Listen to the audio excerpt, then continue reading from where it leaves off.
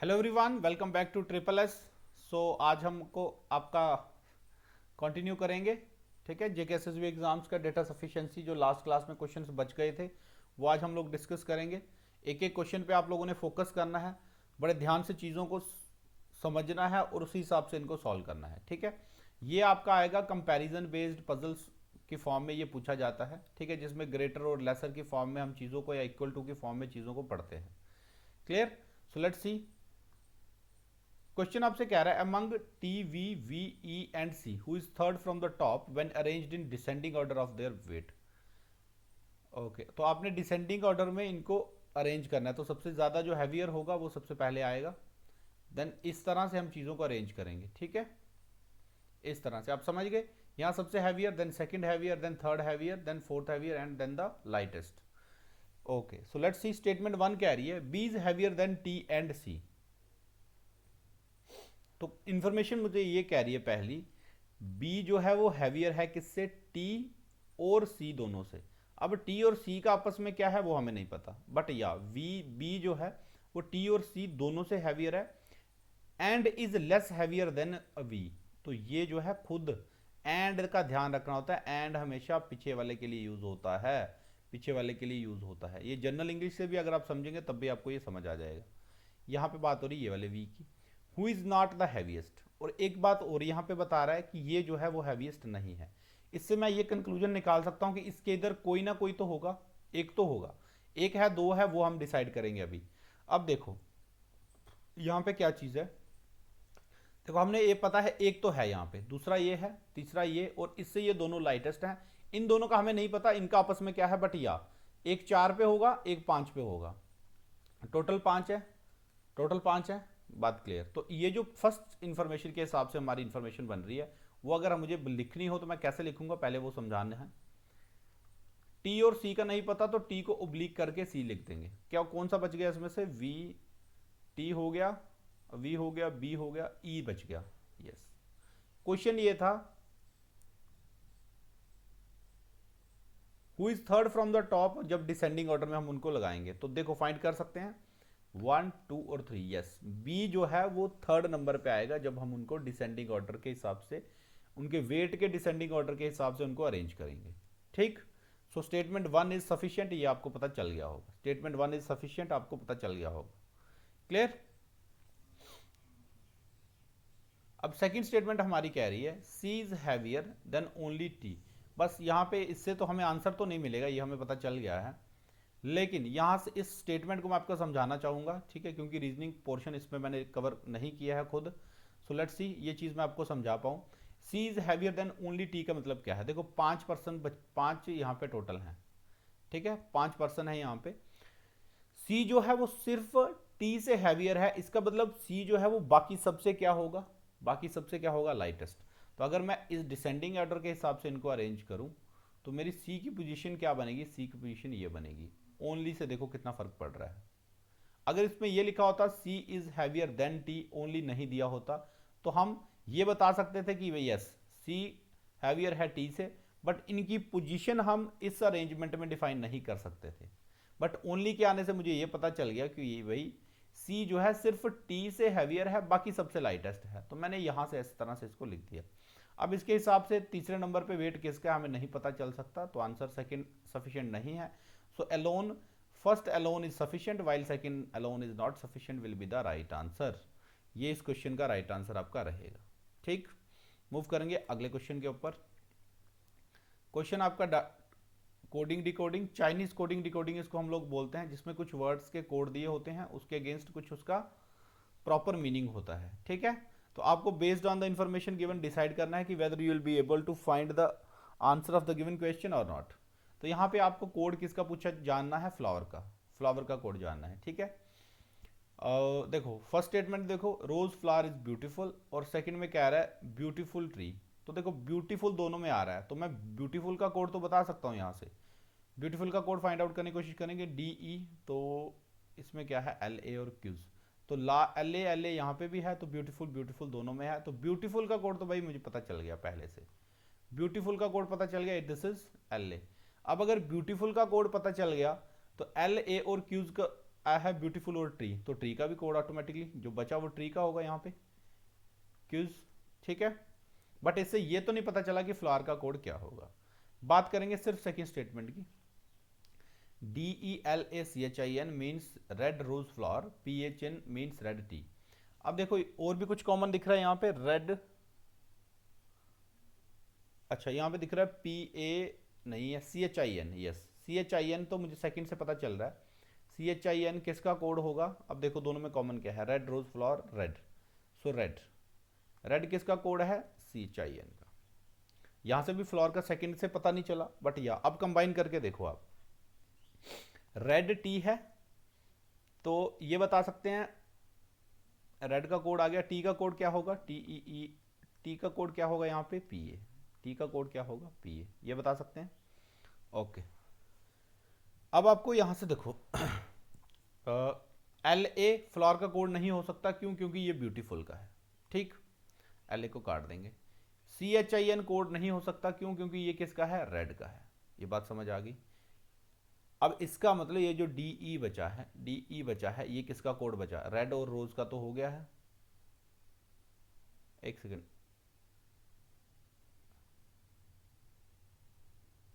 LA code हमने गलत निकाल लिया यार, ब्यूटीफुल ट्री,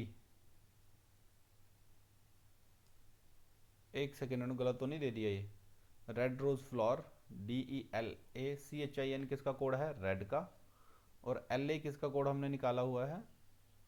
LA कोड था ब्यूटीफुल का, तो इन्होंने LA यहाँ पे भी दे दिया है। एक सेकेंड, LA रोज फ्लावर चिन, तो यहाँ पे ये जो है इंफॉर्मेशन में मिसमैच है, ठीक है, इंफॉर्मेशन में मिसमैच है, क्यों? क्योंकि यहाँ पे जो है वो LA कोड बन रहा है किसका? ब्यूटीफुल का। LA कोड किसका बन रहा है? ब्यूटीफुल का, और यहाँ पे LA में रेड रोज और फ्लावर, यहाँ पे ब्यूटीफुल है ही नहीं, ठीक है। तो इस बेसिस पे हम ये नहीं बता सकते कि भाई ब्यूटीफुल जो है दोनों को कंबाइन करके ब्यूटीफुल की कोडिंग LA है, ठीक, या तो इसमें कोई टाइपिंग एरर है। अगर यही क्वेश्चन एग्जैक्ट है तो दोनों से भी पता नहीं चल पाएगा कि फ्लावर की कोडिंग क्या है, दोनों से पता नहीं चल पाएगा।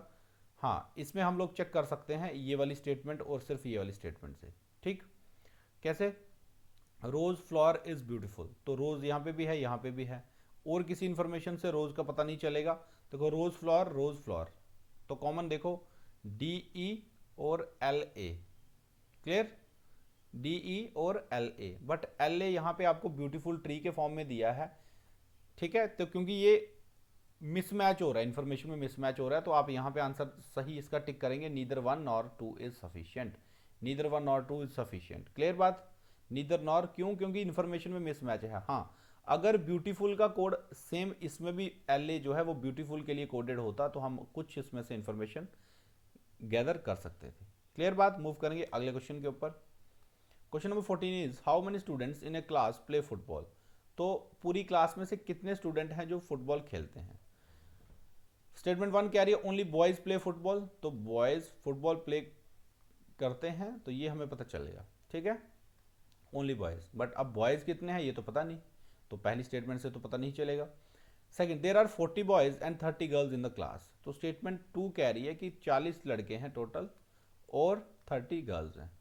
सिर्फ सेकंड इन्फॉर्मेशन से तो पता नहीं चल पा रहा ना कि कितने बच्चे फुटबॉल खेलेंगे, बट या जब हम इन दोनों को कंबाइन करेंगे यहां से हम ये बता सकते हैं सेकंड से कि टोटल बॉयज कितने होंगे, टोटल बॉयज कितने होंगे 40, और सारे के सिर्फ बॉयज, सारे के सारे नहीं, सिर्फ बॉयज जो है फुटबॉल खेलते हैं, तो यस हम बता सकते हैं 40 बॉयज हैं और 40 ही बॉयज टोटल हैं जो फुटबॉल खेलते हैं, और सिर्फ लड़के खेलते हैं, that's why we are able to find कि फुटबॉल खेलने वाले टोटल स्टूडेंट 40 हैं।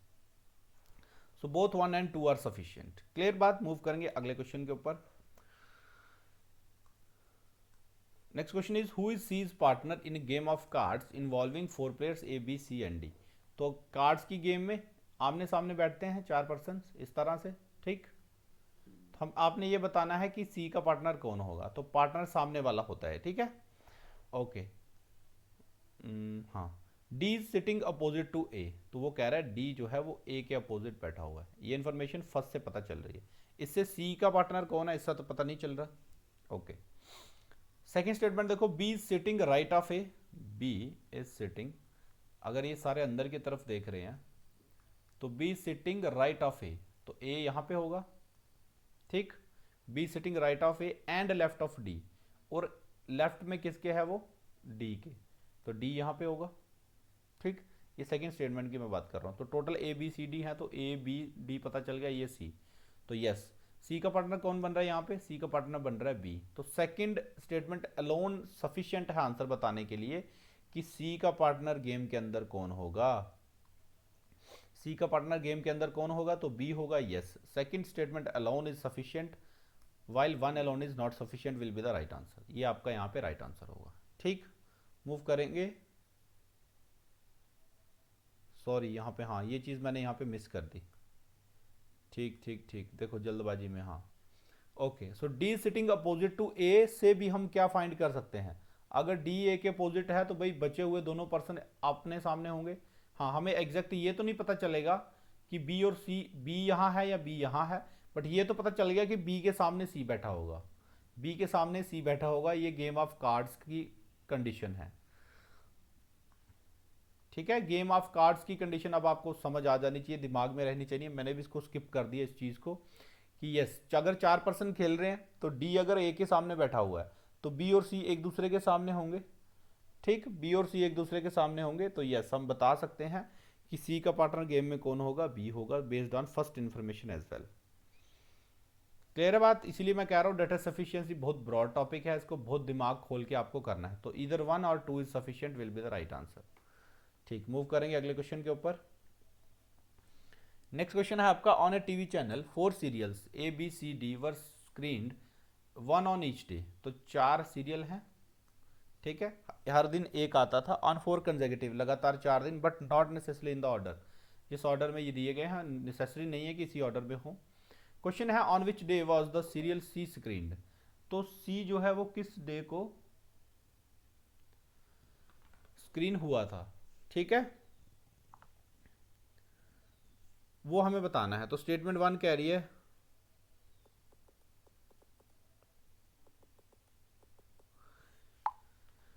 So first serial was screened on 23rd Tuesday, तो फर्स्ट अगर 23rd को हुआ है उस दिन क्या था, Tuesday, and was followed by serial D, और उसके बाद जस्ट अगले दिन किसका हुआ, डी सीरियल का। तो क्वेश्चन में आपसे पूछा गया था सी के बारे में, तो इन्फॉर्मेशन फर्स्ट के हिसाब से तो कुछ पता नहीं चल रहा है यहाँ पे कि सी कब स्क्रीन हुआ है, तो first information is not enough. Second की बात करेंगे, serial A was not screened on 25th, ए जो है वो 25th को नहीं हुआ है,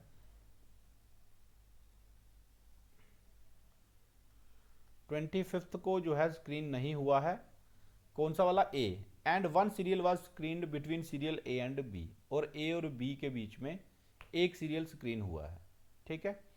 ए और बी के बीच में एक हुआ है, तो कंडीशन ये बनती है इस तरह से, या तो ये पॉसिबिलिटी बनती है 4 के केस में, सेकंड केस इसमें ये बन सकता है ए और बी, या तो ये पॉसिबिलिटी बनती है, ठीक है।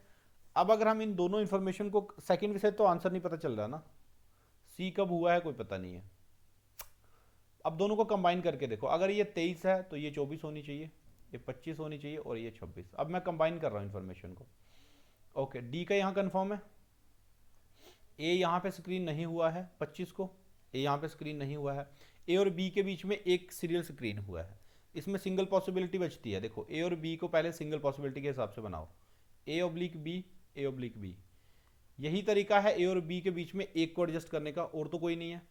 अब इसमें एक इन्फॉर्मेशन और ऐड हुई है, एक इन्फॉर्मेशन और ऐड हुई है कि ए जो है वो 25 को नहीं हुआ है, तो मतलब यहाँ पे कौन होगा, बी होगा, ए कहाँ होगा 23 को, और सी कहाँ बचा 26 को, सी कहाँ बचा 26 को, तो सी जो है किस दिन स्क्रीन हुआ है, सी किस दिन स्क्रीन हुआ है, तो ये आपको पता चल रहा है, तो बोथ 1 and 2 आर सफिशिएंट, तो both statement 1 and 2 are sufficient will be the right answer. Move करेंगे क्वेश्चन नंबर 17 के ऊपर। सो फिर ये ब्लड रिलेशन का क्वेश्चन है, let's see. Sulekha related to Nandini, Sulekha Nandini से कैसे रिलेट करती है वो आपको बताना है। स्टेटमेंट 1 आपकी कह रही है सुलेखाज हस्बैंड, सो सुलेखा है, उसके हस्बैंड है कोई, is the only son of Nandini's mother, एक सेकेंड, एस यहाँ पे ले लेता हूँ, ठीक है, यहाँ उसका हस्बैंड है। ही इज द ओनली सन, इकलौता बेटा है किसका, नंदनी की मदर का। तो नंदनी की मदर मतलब कौन होगा, ये इसकी सिस्टर होगी, इस लड़की की ये सिस्टर होगी, ठीक है। नंदनी इसकी क्या होगी, सिस्टर होगी किसकी, एस के हस्बैंड की। ये कंडीशन आपको बताई गई है, ठीक है। तो सुलेखा कैसे रिलेट कर रही है नंदनी से, पता चल रहा है, यस। क्या होगी ये इसके लिए, सिस्टर इन लॉ। ये क्या होगी इसके लिए, sister in law. So yes, statement 1 is sufficient. Clear बात। मूव करेंगे सेकंड क्वेश्चन के ऊपर। Second question is Sulekha's brother. अब बात हो रही है सुलेखा के ब्रदर की। अच्छा, एक चीज का खास ध्यान रखना कि सिर्फ नाम के हिसाब से आप लोग ये मत डिसाइड कर लेना ब्लड रिलेशन में कि उसका जेंडर मेल होगा या फीमेल होगा। देखो जनरली सुलेखा जो है लड़की का नाम होता है। अब यहाँ पे सुलेखा का हस्बैंड कहा गया था, तभी मैंने ये मान के चला कि इसका जो जेंडर है वो फीमेल होगा, ठीक है, क्योंकि जिसका हस्बैंड है तो वो जेंडर उसको, उसके अगेंस्ट जो भी होगा वो फीमेल ही होना पड़ेगा। बट अगर मैं ये कहूँ कि सुलेखा ब्रदर, तो सुलेखा नाम से अगर मैं ये वेरीफाई करूँ कि भाई ये लड़की ही है, तो ऐसा नहीं है, जरूरी नहीं है। और रीजनिंग यही कहती है कि आपने इसको नहीं समझना है। क्लियर। सुलेखा ब्रदर, अब बात हो रही है सुलेखा के ब्रदर की। एंड नंदनीज हस्बैंड, और नंदनी का जो हस्बैंड है वो आपस में क्या है, कजिन्स हैं। और नंदनी का जो कौन है, हस्बैंड, नंदनी का हस्बैंड आपस में क्या है, ये दोनों कजन है, तो सेम जनरेशन में होंगे, तो मैंने लिख दिया।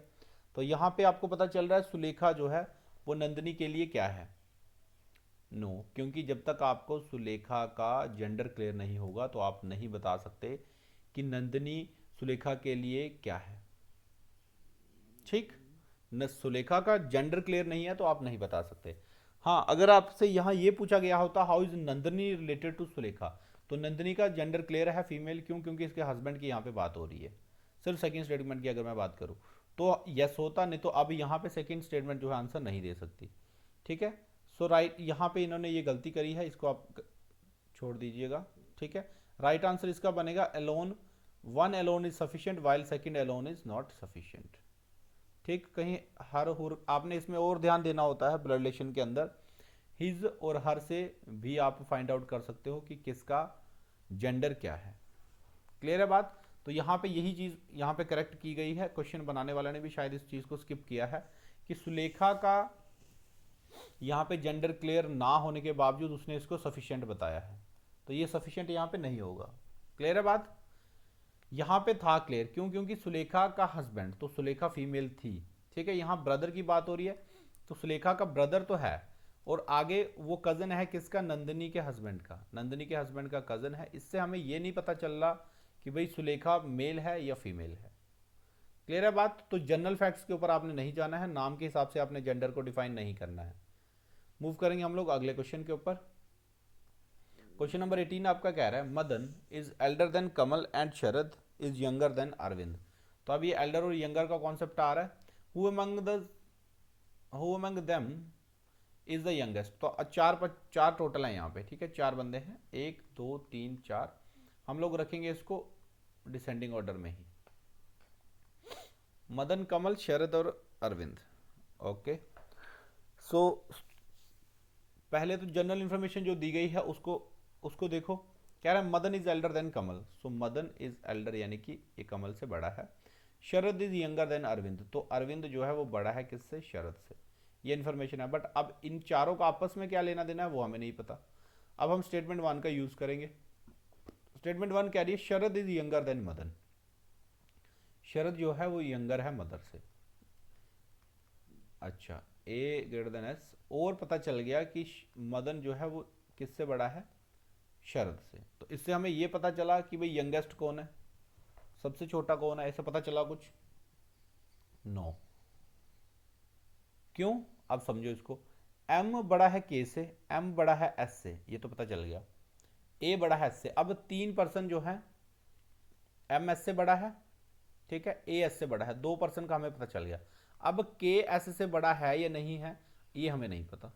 अगर यहां से ये पता चल जाता कि के एस से बड़ा है, तो अब अगर ये तीनों से छोटा है तो यही यंगेस्ट होता। तो अलोन सब स्टेटमेंट 1 इज नॉट सफिशिएंट, ठीक। बात करेंगे सेकंड की, Arvind is younger than Kamal. अब इसके साथ आपको चलना है, Arvind is younger than Kamal. So M बड़ा है किससे, के से, ठीक। और कि अब सेकंड स्टेटमेंट कह रही है कि भाई कमल जो है वो बड़ा है किससे, अरविंद से। तो अगर कमल अरविंद से बड़ा है तो ए के अगेंस्ट ए बड़ा है किससे, एस से। ए बड़ा है एस से। तो सेकंड स्टेटमेंट से हमने पता लगा लिया कि ये इनमें आपस में रिलेशन है। ठीक है, ये जो बेसिक इंफॉर्मेशन दी गई थी इसने हमें बताया एम के से बड़ा है, अरविंद शरद से बड़ा है। और सेकंड स्टेटमेंट ने मुझे ये बता दिया कि अरविंद जो है छोटा है किससे, कमल से। अरविंद जो है वो छोटा है कमल से। तो हमने ये रिलेट कर लिया। ठीक, so alone second will be sufficient to answer this question. ठीक है बात। मूव करेंगे अगले क्वेश्चन के ऊपर। देखो डेटा सफिशिएंसी मैं पढ़ा रहा हूँ, आप सुन रहे हो, आप समझ रहे हो, आपको समझ आ रही है। बजाय इसके कि आप और ज़्यादा क्वेश्चंस को प्रैक्टिस करो, don't do that shit please. आप लोग एक काम करिए, आप इन्हीं क्वेश्चंस को 2 से 3 बार करिए, कॉन्सेप्ट बन जाएगा। कहीं से क्वेश्चन आएगा, आपका दिमाग इतना खुल चुका होगा, सोचने का जो विजन है वो इतना ब्रॉड हो गया होगा कि आप देखते ही आंसर पहचान पाओगे। ठीक है, नेक्स्ट क्वेश्चन आपका कह रहा है on which date in August was Kapil born. तो कपिल अगस्त के किस डेट को उसका बर्थ हुआ है वो आपने बताना है। Kapil's mother remembers that Kapil was born before 19th, तो 19 से पहले। ठीक, बट आफ्टर 15th, बट 15 के बाद बाद। ठीक है, तो डेट्स कौन कौन सी इसमें एलिजिबल बनी है, ये देखो 16, 17 और 18, ये स्टेटमेंट 1 कह रही है। ठीक है, बिफोर में इसमें ना तो 19 इंक्लूड होगा, सॉरी ना 15 इंक्लूड होगा ना 19। क्लियर है बात। 16, 17, 18 तीन डेट्स हमें पहली स्टेटमेंट से पता चली, तो अलोन 1 सफिशिएंट तो नहीं है। बात करेंगे सेकंड की। Kapil's brother remembers that Kapil was born before 17, before 17 तो यानी कि 16 की एलिजिबिलिटी बन रही है, बट आफ्टर 12th तो 12 के बाद, यानी कि 13, 14, 15 और 16। ये सेकंड स्टेटमेंट, इससे भी एग्जैक्ट डेट का पता नहीं चल रहा, बट अगर हम इन दोनों को कंबाइन कर लें 16, 17, 18, 13, 14, 15, 16, तो अगर इन दोनों में से कॉमन एक ही डेट मिल रही है आपको 16 की। ठीक है, दोनों की डेट एक ही मिल रही है 16 की, तो यस वी कैन से कि both 1 and 2 are sufficient to answer this question. क्योंकि दोनों की इंफॉर्मेशन से मुझे ये पता चल गया कि दोनों की जो जो रिमेंबर जो उनको याद है उसके बेसिस पे 16 अगस्त को उसका जो है बर्थ डेट होगा। क्लियर है बात। मूव करेंगे अगले क्वेश्चन के ऊपर। Question number 20, what is Gagan's age. तो ये क्वेश्चन थोड़ा सा मैथमेटिक्स टाइप का आ गया, प्रॉब्लम ऑन एजेस से। ठीक है, लगभग वैसा ही है। गगन की एज आपको बतानी है कोई इंफॉर्मेशन के हिसाब से। So Gagan, Bimal and Kunal are of the same age. तो ये तीनों सेम एज के हैं, ये हमें पता चल गया, बट एज कितनी है वो तो पता नहीं चला। तो स्टेटमेंट 1 इज नॉट सफिशिएंट। बात करेंगे स्टेटमेंट 2 की। Total age of Vimal, Kunal and Anil is 32 years. Vimal, Kunal and Anil, ये देखो ये तीन अलग हैं और ये तीन अलग हैं। सो मैं लिख रहा हूं यहां पे विमल, कुणाल एंड अनिल, इन दोनों की मिला के एज कितनी है, 32। ठीक, अब यहाँ पे एक चीज देखो, विमल और कुणाल की एज इसने, अच्छा चलो अभी सेकंड से ही चेक कर रहे हैं। And Anil is as old as Vimal and Kunal together. तो ये दोनों की एज जो है वो किसके बराबर है, अनिल के बराबर, दोनों की मिला के। ठीक, ओके, तो मैं ये बता सकता हूं दोनों की मिला के अगर इसके बराबर है तो ये 16 होनी चाहिए, ये भी 16 होनी चाहिए, ये दोनों की मिला के 16 होनी चाहिए, ये मैं बता सकता हूं। बात समझ रहे हो आप, इसकी 16 और इसकी 16 तभी जाके ये क्या होगी, 32 बनेगी। अगर इसको आप सॉल्व करना चाहते हो तो v प्लस के आपका a के बराबर बनेगा जितनी इसकी एज होगी अनिल की, क्योंकि ये स्टेटमेंट सेकंड में आपको दिया गया है। ओके, सो आपसे पूछा क्या गया था, गगन की एज। तो हमें यहाँ पे ये पता चल गया कि v प्लस के यानी कि विमल और कुणाल की एज 16 है और अनिल की अकेले की 16 है। सेकंड स्टेटमेंट से गगन की एज का आइडिया नहीं बन रहा। अब चलते हैं हम स्टेटमेंट 1 और 2 को कंबाइन करते हैं। ठीक, स्टेटमेंट 1 और 2 को कंबाइन किया तो यहां से गगन, विमल और कुणाल की सेम एज बताई है, तो इससे भी फर्क नहीं पड़ेगा। या तो हमें विमल की एज पता चलती या तो कुणाल की। हाँ, अब यहां से कैसे, विमल और कुणाल की बराबर एज है, बराबर है, तो इसकी कितनी होगी 8 ईयर्स, इसकी भी 8, तभी ये 16 बनेगा जाके अगर बराबर है। और गगन इनकी सेम एज का है तो गगन की एज कितनी बन जाएगी 8 ईयर्स, गगन की एज कितनी बन जाएगी 8 years. Yes, both 1 and 2 are sufficient to answer the question. तो आपको बहुत ब्रॉड तरीके से इन चीज़ों को सोचना पड़ता है, इसलिए मैं कह रहा हूं ये पढ़ने के बाद आपको लगेगा कि मुझे और क्वेश्चन इसके प्रैक्टिस करने चाहिए, बट उस चीज़ पे जाने से पहले मैं आपको ये एक रिक्वेस्ट करूंगा, या इसको एक ऑर्डर समझ लेना, एडवाइस समझ लेना, कि आप लोग इन्हीं क्वेश्चंस को, 20 क्वेश्चन की ये पीडीएफ है, 10 क्वेश्चन की पिछली पीडीएफ है, ये 30 क्वेश्चंस आप करिए अच्छे से, ठीक है। तो रीजनिंग बेस्ड जितना भी आपका कंटेंट आता है डेटा सफिशिएंसी के अंदर, वो सारा कवर हो जाएगा। जिन्होंने रीजनिंग को थोड़ा इतना डिटेल में नहीं पढ़ा है, उनके लिए भी ये बहुत बेनिफिशियल होगा। वहाँ से यहाँ से आपके रीजनिंग के जो भी ग्लिच वहाँ से बचे होंगे ना छोटे मोटे, वो सारे निकल जाएंगे, ठीक है। So thank you so much guys, God bless you all. मिलते हैं फिर हम लोग एक नेक्स्ट लेक्चर में, और तैयारी अच्छे से करिए, जितना हो सकता है प्रैक्टिस करिए, ठीक है। रिवीजन, जीके की रिवीजन करिए, इंग्लिश की रिवीजन करिए, मैथ्स रीजनिंग को प्रैक्टिस करिए, और ज़्यादा से ज़्यादा एमसीक्यूज़ की सीरीज़ को आप करिए, आप लोग कहीं से भी करिए लेकिन करिए। Thank you so much guys.